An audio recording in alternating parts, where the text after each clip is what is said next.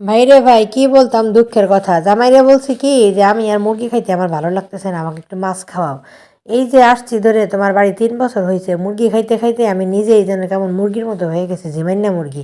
যাই হোক, মাছ খাওয়ার কথা বলছি, আমার জামাই আমার জন্য মাছ আনছে, দেয় নাই যে তেলাপিয়া মাছ, আবার এটা হচ্ছে বাটা মাছ। তা আনছে আনছে ভালো কথা, একটু বড় বড় মাছ নিয়ে আসবে।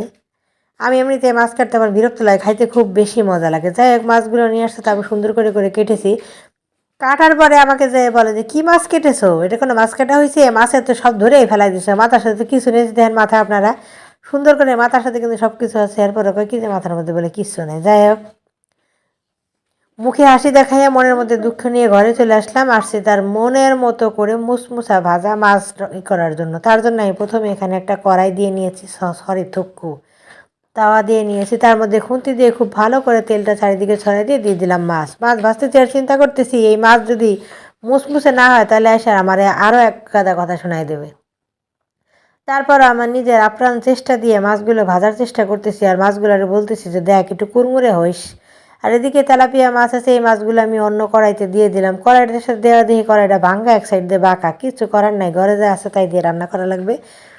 এখন আমি তেলাপিয়া মাছগুলো দিয়ে দিচ্ছি। তেলাপিয়া মাছের উপর আমার খুব বিশ্বাস ছিল যে আর যাই হোক, কড়াই বাঁকা হোক আর তেরা হোক, তেলাপিয়া মাছগুলো ভাঙবে না।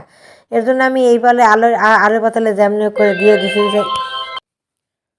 তারপরে কি আর করার, মাছগুলো ভাজতেছি, এদিকে আমার যে বিশ্বাস ভাঙছে তেলাপিয়া মাছ, দেখেন সবগুলো মাছ ভেঙে গেছে। এমন লাগতেছিল দেখে যে তোর প্রতি আমার যে বিশ্বাসটা ছিল, ওই বিশ্বাস আমার নিজের প্রতি ছিল না, কিন্তু তুই ভেঙে গেলি। এখন আমি দেখেন এই 3টা মাছরে খুব সুন্দর করে মুচমুচা করে পাশের কড়াই আমি পেঁয়াজ মশলা দিয়ে সব সুন্দর করে কষাচ্ছি।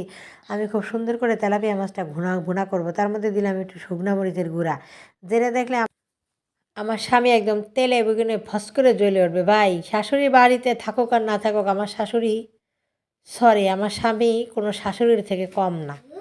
যাই হোক, রান্না করতেছি আর বসে বসে চিন্তা করতেছি যে না জানি কেমনটা লাগে আজকের তরকারি। যাই হোক, আমি আমার আপ্রাণ চেষ্টা দিয়ে রান্না করতেছি, বাকিটা হান উপর আল্লাহর ইচ্ছা আর আমার স্বামীর মন মানসিকতা।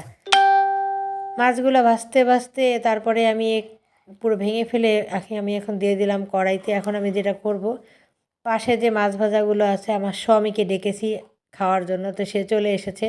পাশে আমার ছেলে এবং আমার স্বামী দুজন মিলেই হচ্ছে মাছ ভাজাগুলো খাচ্ছে, পরেরটা ইতিহাস।